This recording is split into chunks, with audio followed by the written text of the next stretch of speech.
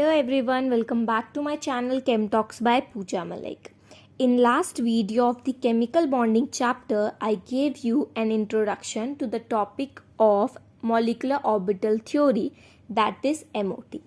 In that video, we covered up the features of the molecular orbital theory, how molecular orbitals are being formed, how bonding molecular orbital is formed, and how anti-bonding molecular orbitals are formed by the constructive and the destructive interference of the waves. Okay, then we discussed the comparison of the energy of bonding molecular orbitals with anti-bonding molecular orbitals. We also discussed the LCOA approach and the conditions for the combination of atomic orbitals along with the type of two molecular orbitals, that is sigma molecular orbitals or pi molecular orbitals.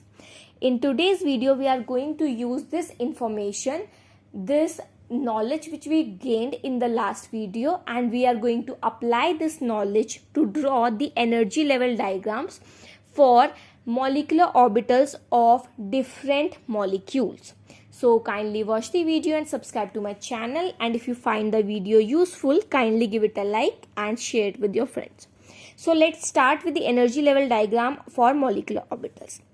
So बच्चों, अगर हम एक molecular orbitals बना रहे हैं तो obviously हम एक molecule के लिए इस diagram को बना रहे हैं. उस molecule में जो atoms है उनके atomic orbitals में electron fill होंगे. यही एटॉमिक ऑर्बिटल्स जब इंटरैक्ट करेंगे, कंबाइन होंगे, तो उनके मॉलिक्यूलर ऑर्बिटल्स फॉर्म होंगे.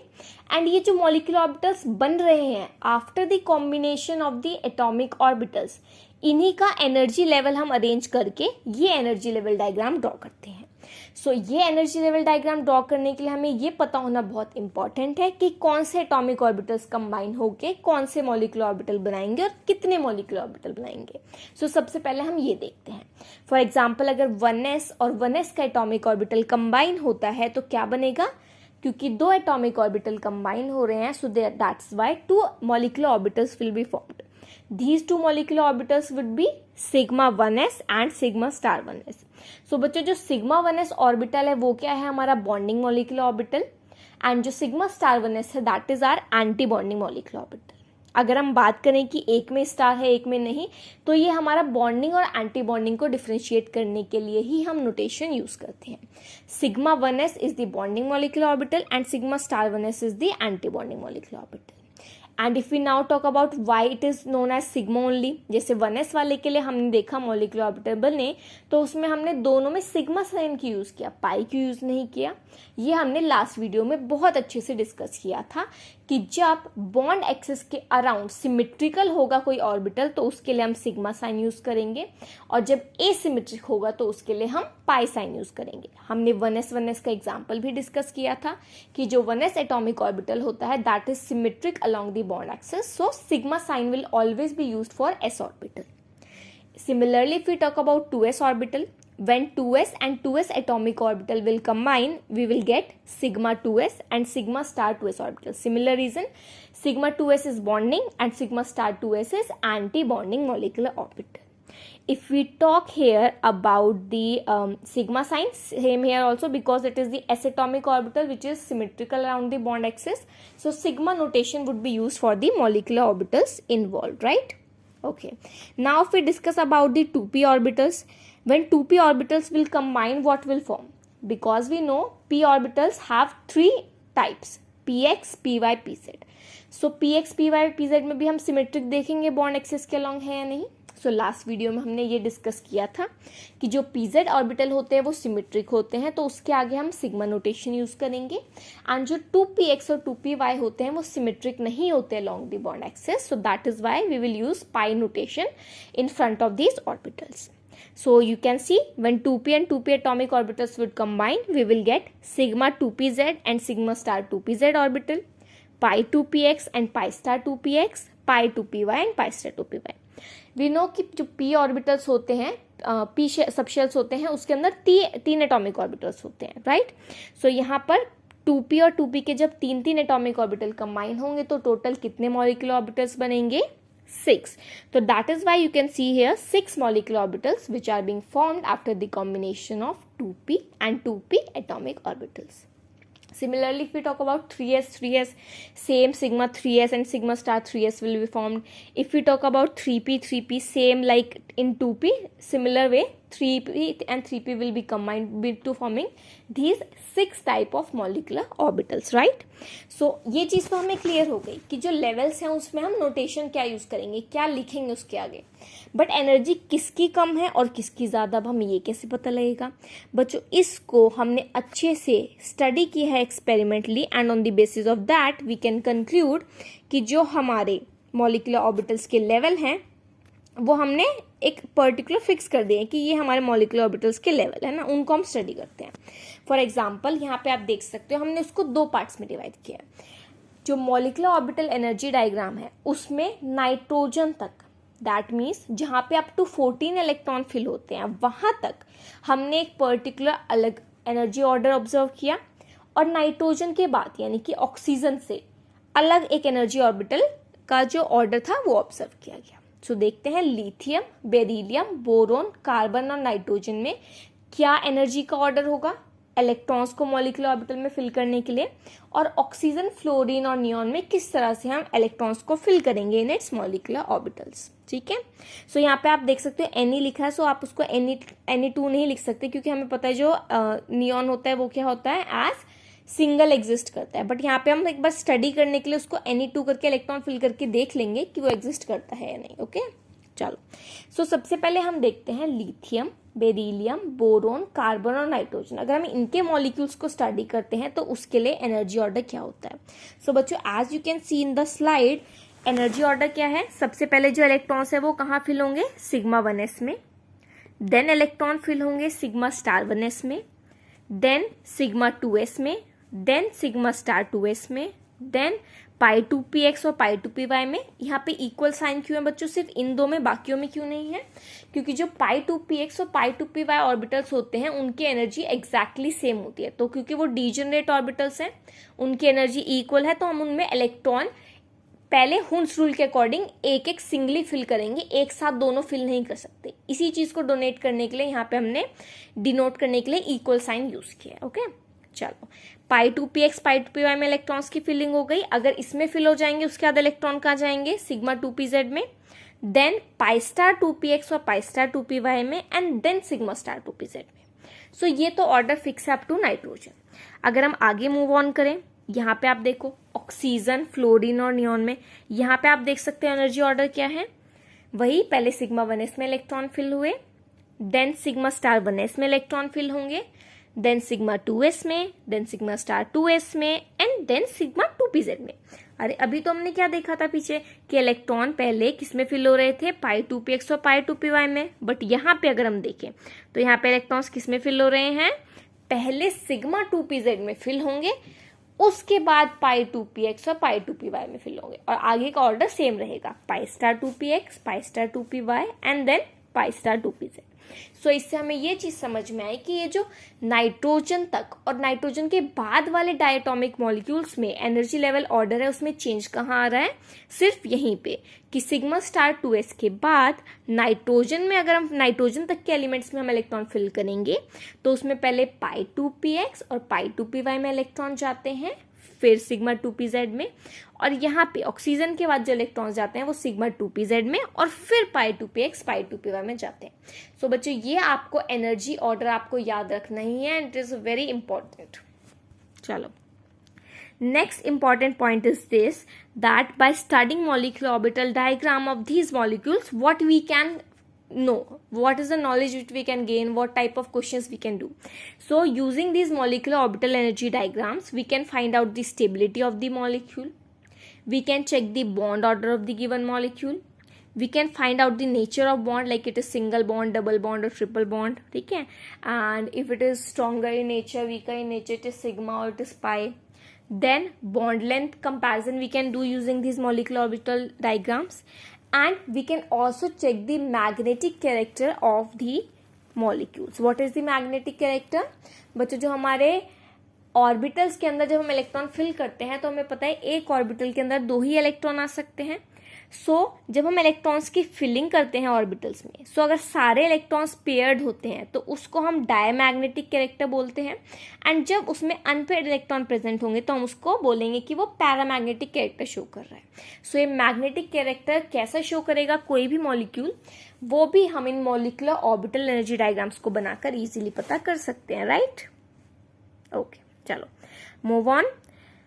नाउ अब हम एक एक करके सारे एग्जांपल्स को डिस्कस करेंगे और समझेंगे कि किस तरह से मॉलिक्यूलर ऑर्बिटल एनर्जी डायग्राम्स बनते हैं एंड कैसे इनमें इलेक्ट्रॉन्स की फिलिंग होती है। जैसे कि आप फर्स्ट एग्जांपल देख सकते हो, हाइड्रोजन मॉलिक्यूल। अगर हम हाइड्रोजन की बात करें बच्चों, तो we know hydrogen exist as a molecule H2, है ना। कैसे? तो इसमें 2 एटम्स प्रेजेंट है हाइड्रोजन के अगर हम मॉलिक्यूल बना रहे हैं तो इसमें 2 एटॉमिक ऑर्बिटल्स इन्वॉल्व होंगे दोनों हाइड्रोजन के। अगर हम कॉन्फ़िगरेशन की बात करें, कॉन्फ़िगरेशन इज 1s1। दोनों हाइड्रोजन की कॉन्फ़िगरेशन 1s1 होगी। जो एटॉमिक ऑर्बिटल इन्वॉल्व है दैट इज 1s।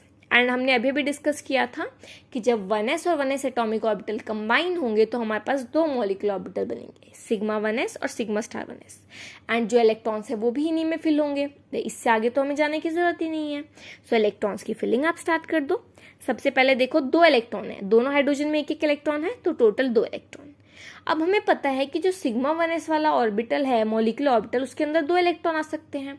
तो ये दोनों इलेक्ट्रॉन तो उसी में आ गए। That means sigma star 1s में तो जाने के लिए कोई इलेक्ट्रॉन बचा ही नहीं। यहाँ पे सिग्मा 1s में 2 इलेक्ट्रॉन आ गए और सिग्मा स्टार 1s खाली रहा। बॉन्डिंग में 2 आ गए, एंटी बॉन्डिंग खाली है। इसको आप डायग्राम से रिप्रेजेंट करते हैं। See this. यहाँ पे अभी देखो हमने कोई इलेक्ट्रॉन्स पुट नहीं किए। सबसे पहले मैं इसमें हाइड्रोजन के इलेक्ट्रॉन्स फिल कर रही हूँ एटॉमिक ऑर्बिटल्स वाले। तो आप देख सकते हो 1s में एक इलेक्ट्रॉन आ गया। अब यही कहाँ जाने हैं? मॉलिक्यूलर ऑर्बिटल में। तो मॉलिक्यूलर ऑर्बिटल में कहाँ फिल होंगे? पहले नीचे वाला फिल होगा जिसकी लोअर एनर्जी है, आफ्टर प्रिंसिपल जैसे कि कहता है, और फिर हाई एनर्जी वाला फिल होगा। ये दोनों इलेक्ट्रॉन पहले नीचे ऑर्बिटल में फिल हो गए और इलेक्ट्रॉन तो अब बचे ही नहीं। ये इसका फाइनल मॉलिक्यूलर ऑर्बिटल डायग्राम है। अब इस मॉलिक्यूलर ऑर्बिटल को डायग्राम यूज करके हम क्या कर सकते हैं? इसका पैरामैग्नेटिक या डायमैग्नेटिक नेचर पता करेंगे और इसका बॉन्ड ऑर्डर निकाल के देखेंगे। बॉन्ड ऑर्डर के लिए एक पर्टिकुलर फॉर्मूला होता है जो कि आप देख सकते हो यहाँ पे। Bond order is equal to NB minus NA/2। अब ये NB और NA क्या है, इन टर्म्स को समझते हैं। NB denotes the number of electrons present in the bonding molecular orbital and Na denotes the number of electron present in the anti bonding molecular orbital। तो simply हम इनको put कर देंगे। बॉन्ड ऑर्डर के फॉर्मूले में आप मुझे डायग्राम में से देख के बताओ कि जो बॉन्डिंग ऑर्बिटल था उसमें कितने इलेक्ट्रॉन प्रेजेंट थे। भाई कॉन्फ़िगरेशन क्या है देखो ऊपर, sigma 1s2 sigma star 1s 0। जो बॉन्डिंग ऑर्बिटल है उसमें तो 2 इलेक्ट्रॉन प्रेजेंट है और एंटी बॉन्डिंग में कितने हैं? एक भी नहीं, दैट मीन्स 0। तो इन्हीं वैल्यूज को हम इस फॉर्मूले में पुट कर देंगे। Bond order would be 2 minus 0/2, that is 2/2 1। इस मॉलिक्यूल में जो हाइड्रोजन का मॉलिक्यूल है इसके अंदर बॉन्ड ऑर्डर क्या आ रहा है? 1। दैट मीन्स कि जो 2 हाइड्रोजन के एटम्स है जब वो मॉलिक्यूल बनाएंगे तो वो आपस में कैसे जुड़े होंगे? एक सिंगल बॉन्ड के through, that is HH single bond. Okay, and obviously first bond हमें पता है सिग्मा बॉन्ड होता है, तो ये क्या होगा हमारा सिग्मा बॉन्ड। अगर हम इसके मैग्नेटिक नेचर की बात करें तो जैसे कि आप देख सकते हो मॉलिक्यूलर ऑर्बिटल एनर्जी डायग्राम में दोनों इलेक्ट्रॉन पेयर्ड थे, कोई भी अनपेयर्ड इलेक्ट्रॉन प्रेजेंट नहीं था। We can easily convey that it is a diamagnetic molecule और we can say that it shows diamagnetic nature because of all the paired electrons, right. चलो next example is of helium molecule He2। इसकी configuration देखें तो helium की configuration होती है 1s2। दोनों helium में 1s2 कॉन्फ़िगरेशन होगी। That means 2 electrons present in each helium atom. Total हमारे पास 4 इलेक्ट्रॉन हो गए। इन 4 इलेक्ट्रॉन्स को हमें मॉलिक्यूलर ऑर्बिटल में फिल करना है। यहाँ पर भी कॉन्फ़िगरेशन में जो एटॉमिक ऑर्बिटल इन्वॉल्व है that is only 1s। That means कि जो मॉलिक्यूलर ऑर्बिटल बनेंगे वो इन्हीं के कॉम्बिनेशन से बनेंगे, सिग्मा 1s और सिग्मा स्टार 1s। अब 4 इलेक्ट्रॉन्स को हमें इनमें फिल करना है। 2 इलेक्ट्रॉन सिग्मा 1s में आ गए एंड बाकी 2 सिग्मा स्टार 1s में। दैट मीन्स टोटल यहाँ पे हमारे सिग्मा 1s और सिग्मा स्टार 1s की कॉन्फ़िगरेशन फिल हो गई।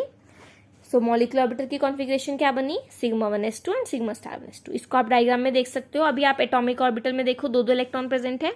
अब ये 4 इलेक्ट्रॉन 2 इसमें नीचे आ गए बॉन्डिंग मॉलिक्यूलर ऑर्बिटल में और बाकी 2 ऊपर चले गए। ये हमारा फाइनल इसका मॉलिक्यूलर एनर्जी डायग्राम हो गया। नाउ इसका भी बॉन्ड ऑर्डर अगर हम निकालें तो कैसे निकलेगा? सेम फॉर्मूला यूज करेंगे NB माइनस Na/2। अब बॉन्डिंग इलेक्ट्रॉन आप देख सकते हो 2 हैं जो कि सिग्मा 1s में है, एंटी बॉन्डिंग इलेक्ट्रॉन आप देख सकते हो 2 हैं जो कि सिग्मा स्टार 1s में है। तो वैल्यूज पुट कर दो, bond order would be 2 minus 2/2 that is 0। So bond order 0 आ रहा है। अब बॉन्ड ऑर्डर 0 आने का मतलब क्या है बच्चों?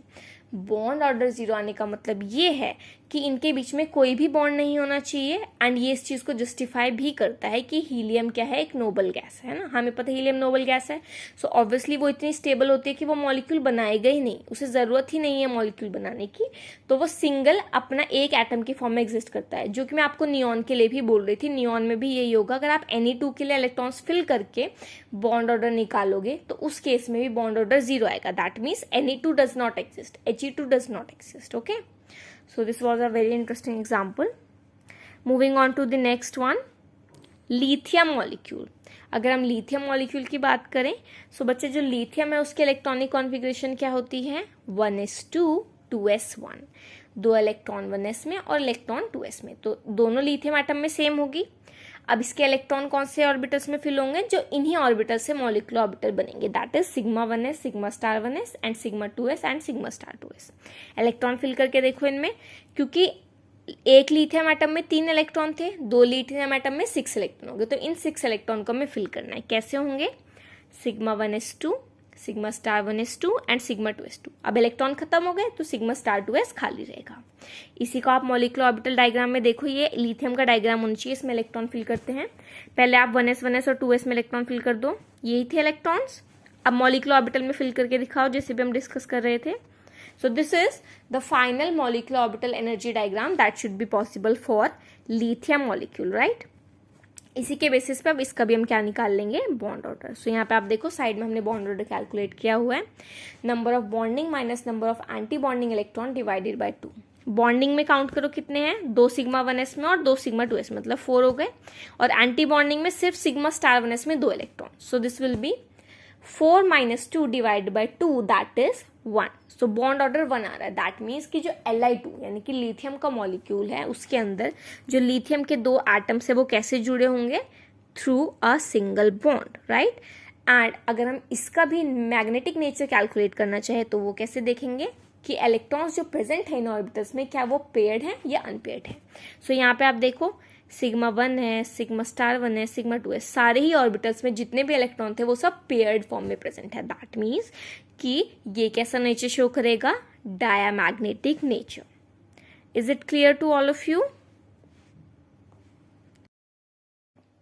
Now let's discuss about the carbon molecule. So if we talk about carbon as an atom, it has atomic number 6 and electrons are filled as 1s2, 2s2, 2p2, right? So since in a molecule 2 carbon atoms are involved, so the total number of electrons would be 12. इनको fill करते हैं configuration में. So configuration क्या हो जाएगी? sigma 1s2, sigma star 1s2, sigma 2s2, sigma star 2s2, 8 electrons are filled. Next electron कहाँ जाएंगे? जो नेक्स्ट एनर्जी लेवल है अप टू नाइट्रोजन वाले एटम्स के लिए, that is pi 2px and pi 2py। Because इन दोनों मॉलिक्यूलर ऑर्बिटल्स की एनर्जी इक्वल होती है, तो पहले दोनों सिंगली फिल्ड होंगे, देन पेयरिंग स्टार्ट होगी। बट क्योंकि 4 इलेक्ट्रॉन की जगह 4 ही इलेक्ट्रॉन्स बचे हैं, so configuration will become pi 2px2 is equal to pi 2py2। So pi 2py तक इलेक्ट्रॉन्स की फिलिंग कंप्लीट हो गई। ओके, अब हम क्या करेंगे? इलेक्ट्रॉन्स को फिल करके देखेंगे, है ना। सो इलेक्ट्रॉन्स को जब फिल करेंगे तो आप देख सकते हो ये इसका मॉलिक्यूलर ऑर्बिटल एनर्जी डायग्राम होगा। यहाँ पे पहले हम 1s के ओवरलैप से सिग्मा 1s और सिग्मा स्टार 1s बनाएंगे, देन 2s के ओवरलैप से सिग्मा 2s और सिग्मा स्टार 2a बनाएंगे और उसमें इलेक्ट्रॉन्स की फिलिंग करेंगे। नेक्स्ट अब हम बात करेंगे 2p ऑर्बिटल्स के ओवरलैप की। सो यहाँ पे आप देख सकते हो 2p ऑर्बिटल्स ओवरलैप करके पाई 2px पाई 2py और सिग्मा 2pz बनाएंगे एनर्जी लेवल से lower, and pi star 2px और पाई स्टार 2py और सिग्मा स्टार 2pz बनाएंगे एनर्जी लेवल से ऊपर, राइट। अब इसमें इलेक्ट्रॉन की फिलिंग आप देख सकते हो, क्योंकि 2p2 कॉन्फिगरेशन है तो दोनों साइड में जो एटॉमिक ऑर्बिटल्स हैं उसमें 2-2 इलेक्ट्रॉन हमने फिल कर दिए। यही 4 इलेक्ट्रॉन टोटल हम कहाँ फिल करेंगे? इसके मॉलिक्यूलर ऑर्बिटल डायग्राम में, दैट इज पाई 2px और पाई 2py मॉलिकुलर ऑर्बिटल्स में। सो इनके फिल होने के बाद ये जो फाइनल अब हमारे पास डायग्राम है, this is the energy level diagram for carbon molecule, right.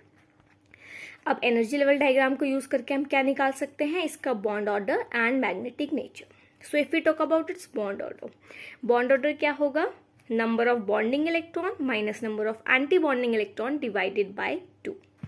So diagram में आप देख सकते हो 1s के तो इलेक्ट्रॉन्स बैलेंस हो गए थे 2-2, ऐसे ही 2s के इलेक्ट्रॉन्स भी बैलेंस हो गए थे 2-2।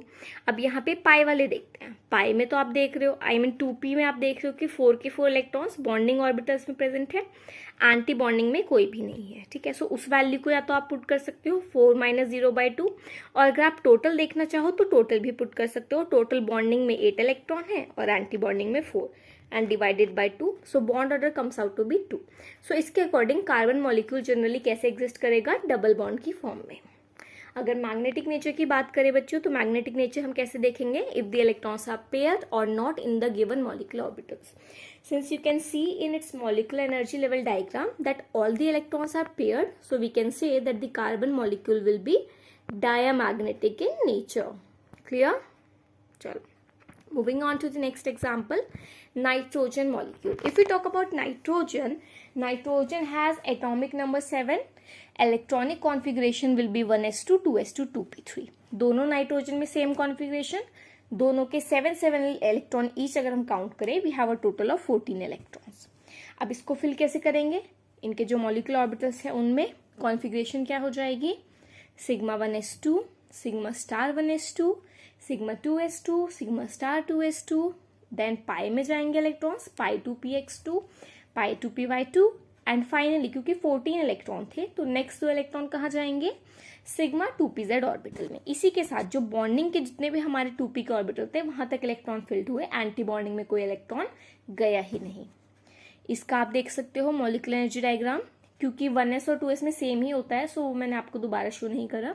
2p में आप देखो दोनों 2p ऑर्बिटल में 3 इलेक्ट्रॉन्स ईच प्रेजेंट है। ये 6 इलेक्ट्रॉन हम कहाँ फिल करेंगे, जो हमारे मॉलिक्यूलर ऑर्बिटल के एनर्जी लेवल्स हैं। सो यहाँ पे आप देखो पाई 2px पाई 2py में 2 electron each, and then sigma 2pz में 2 electrons. So this is the final molecular orbital energy level diagram for a nitrogen molecule. अब इसके यूज करते हैं, हम इसका बॉन्ड ऑर्डर निकालते हैं। बॉन्ड ऑर्डर में हम क्या कैलकुलेट करते हैं, number of bonding electron divided by number of bonding electron minus number of anti bonding electron divided by 2। Values put करो। बॉन्डिंग इलेक्ट्रॉन कौन से हो गए आप कॉन्फ़िगरेशन से देख सकते हो, सिग्मा 1s में सिग्मा 2s में, देन पाई 2px पाई 2py में और सिग्मा 2pz में, टोटल 10 इलेक्ट्रॉन। एंटी बॉन्डिंग में सिग्मा स्टार 1s में और सिग्मा स्टार 2s में, बस। तो यहाँ पे टोटल बॉन्डिंग इलेक्ट्रॉन 10 है, एंटी बॉन्डिंग 4। वैल्यूज पुट कर दो, 10 - 4/2, so bond order comes out to be 3। So इसके बेसिस पे हम बोल सकते हैं कि दोनों नाइट्रोजन आटम एक ट्रिपल बॉन्ड के थ्रू जुड़े होंगे, उनका बॉन्ड ऑर्डर क्या होना चाहिए, 3। मैग्नेटिक नेचर की बात करें, again we'll apply the same logic, because यहाँ पे सारे जितने भी इलेक्ट्रॉन्स प्रेजेंट है ऑर्बिटल्स में, डिफरेंट मॉलिक्यूलर ऑर्बिटल्स में सब पेयर्ड है, कहीं भी अनपेयर्ड इलेक्ट्रॉन हमें नहीं दिख रहा है। दैट मीन्स कि जो नाइट्रोजन मॉलिक्यूल है it will be diamagnetic in nature. Clear? चलो, moving on to the next example, oxygen molecule. So if we talk about oxygen molecule, so oxygen has the electronic configuration 1s2 2s2 2p4, reason being it contains 8 electron. 2 oxygen atom मिलके molecule बनाएंगे, so total electron हो गए 16। इसको configuration में fill करेंगे। We know that nitrogen के बाद वाले जितने भी हमारे एटम है उसमें पहले सिग्मा 2pz में इलेक्ट्रॉन फिल होते हैं और फिर पाई 2px पाई 2py में जाते हैं। सो हम यही इलेक्ट्रॉनिक कॉन्फ़िगरेशन यहाँ पे सिंपली फॉलो करेंगे। फिल करो जी इलेक्ट्रॉन्स। O2 मॉलिक्यूल में sigma 1s2 sigma star 1s2 sigma 2s2 sigma star 2s2 पाई 2pz2 पाई 2px2 पाई 2py2। देन अभी भी 14 इलेक्ट्रॉन फिल हुए हैं, 2 इलेक्ट्रॉन अभी भी बचे, तो ये कौन से लेवल में जाएंगे, जो नेक्स्ट लेवल है, पाई स्टार 2px और पाई स्टार 2py। बिकॉज इन दोनों की एनर्जी इक्वल है तो पहले दोनों सिंगली ऑक्यूपाइड होंगे, एंड 2 ही इलेक्ट्रॉन प्रेजेंट है, so configuration will be pi star 2px1 is equal to pi star 2py1, और सिग्मा स्टार 2pz खाली रहेगा। इसी को एनर्जी डायग्राम से रिप्रेजेंट करके देख लेते हैं एक बार। चलो see, so this is the energy level diagram for oxygen. 2p के इलेक्ट्रॉन देखो 4 है, दोनों side 4 electron, so total 8 electron हम 2p में फिल करेंगे। 2 इलेक्ट्रॉन सिग्मा 2pz में गए, नेक्स्ट 4 इलेक्ट्रॉन पाई 2px और पाई 2py में गए, और नेक्स्ट 2 इलेक्ट्रॉन कहाँ जाएंगे, पाई स्टार 2px और पाई स्टार 2py में। So this is the final molecular energy level diagram for oxygen molecule. Now will use this to calculate bond order. Bond order क्या होगा, number of bonding electron minus number of anti bonding electron divided by 2। Molecular energy diagram से आप easily और configuration से भी easily electron count कर सकते हो। बॉन्डिंग में सिग्मा 1s में 2, सिग्मा 2s में 2, सिग्मा 2pz में 2, बाकी पाई 2px और पाई 2py में 4, so total 10 electron. Anti bonding कौन से हैं, सिग्मा स्टार 1s और सिग्मा स्टार 2s, और बाकी 2 इलेक्ट्रॉन पाई स्टार 2px और पाई स्टार 2py में, सो टोटल 6 एंटी बॉन्डिंग। इन वैल्यूज को पुट कर दो, बॉन्ड ऑर्डर आ जाएगा 10 minus 6 divided by 2, that is 2। So bond order 2r है, दैट मीन्स जो ऑक्सीजन मॉलिक्यूल है that must be forming a double bond, right. अब यहाँ पे हमारा जो मैग्नेटिक नेचर हम जब से डिस्कस कर रहे थे, hydrogen, then lithium, then we discuss carbon, nitrogen, सब में ही हमने देखा डायमैग्नेटिक नेचर शो हो रहा था। ऑक्सीजन मॉलिक्यूल में यहाँ पे चेंज आता है। अब ऑक्सीजन मॉलिक्यूल में आप देखो, मॉलिक्यूलर ऑर्बिटल एनर्जी डायग्राम में जो पाई स्टार 2px है और जो पाई स्टार 2py मॉलिक्यूलर ऑर्बिटल है, उसमें आप देख सकते हो एक एक इलेक्ट्रॉन फिल्ड है, राइट। एंड इस एक एक इलेक्ट्रॉन के फिल होने का मतलब ही यही होता है that unpaired electron are present. So because here is unpaired electron are present, so we can say that this molecule is showing paramagnetic nature. So ये molecule कैसा होगा, paramagnetic character वाला, clear। चलो इसी के साथ हमने काफी सारे मॉलिक्यूलर एनर्जी लेवल डायग्राम सीख ली है। आई होप कि अब आप किसी भी एग्जाम्पल के लिए मॉलिक्यूलर एनर्जी लेवल डायग्राम अच्छे से बना पाओगे एंड उससे रिलेटेड सारे क्वेश्चंस को भी आंसर कर पाओगे। Moving on to the last and a very short topic of this unit, that is hydrogen bonding. Hydrogen bonding क्या होता है उसको हम अलग से क्यों पढ़ रहे हैं। हाइड्रोजन बॉन्डिंग भी बच्चों एक टाइप का बॉन्डिंग होता है, थोड़ा अलग है इसलिए हम इसको डिफरेंटली पढ़ रहे हैं। इसमें कुछ पर्टिकुलर कंडीशंस पे ही ये बॉन्ड फॉर्म होता है, इसलिए हम इसको सेपरेटली पढ़ रहे हैं। इसको हम आयनिक बॉन्ड में, कोवलेंट बॉन्ड में, मेटालिक बॉन्ड में इंक्लूड नहीं कर रहे हैं, ठीक है जी। सो हाइड्रोजन बॉन्डिंग में ऐसा क्या अलग है, इसमें सिर्फ हाइड्रोजन एटम ही बॉन्डिंग में इन्वॉल्व होता है, और ये हाइड्रोजन एटम सिर्फ किसी ऐसे ही एटम के साथ हाइड्रोजन बॉन्डिंग बनाता है जो काफी ज्यादा इलेक्ट्रोनेगेटिव हो और जिसका साइज बहुत ही स्मॉल हो। ऐसे 3 ही एटम्स होते हैं जिनके साथ हाइड्रोजन ये तरह का डिफरेंट स्टाइल का बॉन्ड बनाता है, that is fluorine, oxygen and nitrogen. Fluorine, oxygen, nitrogen, ये आपको याद रखना है। इन तीनों के साथ ही जब हाइड्रोजन बॉन्डिंग करता है, so it could be hydrogen bonding. ये तो हमारा बेसिक डेफिनेशन हो गया। यहाँ पे आप एग्जांपल देख सकते हो हाइड्रोजन और फ्लोरीन के बीच में कैसे दिखाई हुई है हाइड्रोजन बॉन्डिंग। फ्लोरीन हमें पता है थोड़ा ज्यादा इलेक्ट्रोनेगेटिव होता है, तो वो हाइड्रोजन से इलेक्ट्रॉन खींच रहा है। हाइड्रोजन और फ्लोरीन पे पार्शियल चार्जेस डेवलप हो रहे हैं, ये एक कोवलेंट बॉन्ड है। बट जब वो दूसरे HF मॉलिक्यूल के साथ इंटरेक्ट कर रहा है, उस केस में हाइड्रोजन बॉन्डिंग फॉर्म हो रही है। बेसिकली जो हमारा लेटिस हो गया, जो हमारा सॉल्यूशन हो गया, उसके अंदर जब मॉलिक्यूल्स इंटरैक्ट करके बॉन्ड कर रहे हैं हाइड्रोजन और फ्लोरीन के, that is making hydrogen bonding and it is a very effective and strong type of bonding. ये देखो वाटर में भी हमने 3 देखे थे, फ्लोरीन, ऑक्सीजन, नाइट्रोजन के साथ। तीनों का एग्जांपल हम यहाँ पे देखेंगे। ऑक्सीजन में देखो कैसे हाइड्रोजन बॉन्डिंग हो रही है, एक H2 मॉलिक्यूल दूसरा H2 मॉलिक्यूल, एक का ऑक्सीजन दूसरे के हाइड्रोजन के साथ जब इंटरैक्ट कर रहा है with in the solution, it is hydrogen bonding. Next example, यहाँ पे जब हाइड्रोजन और नाइट्रोजन की बॉन्डिंग हो रही है तो आप देख सकते हो किस तरह से हाइड्रोजन बॉन्डिंग, जो डॉटेड लाइन है ना, वो हाइड्रोजन बॉन्डिंग का रिप्रेजेंटेशन है। जो हमारी प्रॉपर सॉलिड लाइंस होती हैं वो हम कोवलेंट बॉन्ड को रिप्रेजेंट करने के लिए यूज करते हैं, एंड जो ये डैश और डॉटेड वाली लाइन है, this we are using to represent hydrogen bonding. Okay, चलो अब हाइड्रोजन बॉन्डिंग के टाइप्स भी होते हैं। 2 टाइप्स हैं, intermolecular hydrogen bonding and intramolecular hydrogen bonding. So यहाँ पे इन दोनों को आप देख सकते हो। इंटरमॉलिक्यूलर हाइड्रोजन बॉन्डिंग में क्या होता है, जब 2 अलग अलग मॉलिक्यूल्स के बीच में, मतलब एक मॉलिक्यूल का ऑक्सीजन और दूसरे मॉलिक्यूल का हाइड्रोजन इंटरैक्ट कर रहा है, एक मॉलिक्यूल का नाइट्रोजन दूसरे मॉलिक्यूल का हाइड्रोजन इंटरेक्ट कर रहा है, एक मॉलिक्यूल का फ्लोरीन और दूसरे मॉलिक्यूल का हाइड्रोजन इंटरेक्ट कर रहा है. That is the type of intermolecular hydrogen bonding. जैसे कि आप इमेज में देख भी सकते हो, यहाँ पे 2 वाटर मॉलिक्यूल्स हमने लिए. फर्स्ट वाटर मॉलिक्यूल का हाइड्रोजन और सेकेंड वाटर मॉलिक्यूल का ऑक्सीजन इंटरैक्ट करके क्या बना रहा है, इंटरमॉलिक्यूलर हाइड्रोजन बॉन्डिंग. तो इंट्रामॉलिक्यूलर हाइड्रोजन बॉन्डिंग में ऐसा क्या होता है, देखो इंटरमॉलिक्यूलर में क्या हुआ, 2 अलग अलग मॉलिक्यूल्स के जब हाइड्रोजन और फ्लोरीन, ऑक्सीजन और नाइट्रोजन इंटरैक्ट कर रहे हैं तब इंटरमॉलिक्यूलर हाइड्रोजन बॉन्डिंग हो रही है. बट अगर सेम ही मॉलिक्यूल में वो हाइड्रोजन और ऑक्सीजन प्रेजेंट हो, हाइड्रोजन और फ्लोरीन प्रेजेंट हो और उनमें हाइड्रोजन इंटरेक्शन हो जाए, उसको इंट्रामॉलिक्यूलर हाइड्रोजन बॉन्डिंग हम कहते हैं. जैसे कि आप इमेज में देख सकते हो. ठीक है, ये हमारे पास क्या है, बेंजीन पर ऑर्थो पोजीशन पर एक जगह पे तो हमारा CHO ग्रुप लगा है, एल्डिहाइड ग्रुप, और उसकी ये ऑर्थो पोजीशन पर क्या लगा हुआ है, अल्कोहल ग्रुप, OH ग्रुप. सो ये जो एल्डिहाइड और अल्कोहल ग्रुप है उनमें एल्डिहाइड का ऑक्सीजन और अल्कोहल ग्रुप का हाइड्रोजन आपस में इंटरैक्ट कर रहा है with in the same molecule. This is the example of intramolecular hydrogen bonding. इसी को और क्लैरिफाई करने के लिए आप ये वाला कंपैरिजन देख सकते हो जिसमें हमने सेम मॉलिक्यूल में ही दोनों देखा है. फर्स्ट वाला इमेज जो आप देख रहे हो उसमें हम with in the molecule show कर रहे हैं हाइड्रोजन बॉन्डिंग. नाइट्रो ग्रुप और अल्कोहल ग्रुप एक दूसरे के ऑर्थो पोजीशन पर है एंड नाइट्रो ग्रुप का ऑक्सीजन अल्कोहल ग्रुप के हाइड्रोजन के साथ इंटरैक्ट करके इंट्रामॉलिक्यूलर हाइड्रोजन बॉन्डिंग शो कर रहा है with in the molecule. And second example में देखो 2 अलग अलग मॉलिक्यूल इंटरैक्ट कर रहे हैं. अब ये कौन से मॉलिक्यूल हैं जिसमें नाइट्रो ग्रुप और OH अल्कोहल ग्रुप कैसे हैं, एक दूसरे के पैरा पोजीशन पर हैं, तो हम इसको पैरा नाइट्रो फिनॉल भी कह सकते हैं ना.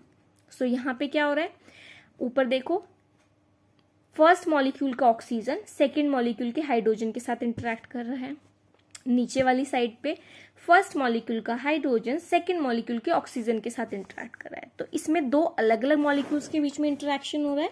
सो बच्चों इसको हम कह सकते हैं that it is intermolecular hydrogen bonding, that is between 2 different molecules. So this is how you can differentiate between intermolecular hydrogen bonding and intramolecular hydrogen bonding. With this our chemical bonding unit is complete. I hope आपने सारे ही parts देखे हों. अगर किसी का कोई topic miss हो गया है तो आपको डिस्क्रिप्शन में सारे लिंक्स मिल जाएंगे, वहां से जाके आप उस पर्टिकुलर पार्ट को व्यू कर सकते हो. एंड अगर ऐसा कोई भी पॉइंट है, कोई भी एग्जाम्पल है जो आपको क्लियर ना हो, सो वो भी आप कमेंट सेक्शन में मेंशन करके डिस्कस कर सकते हो. Thank you so much.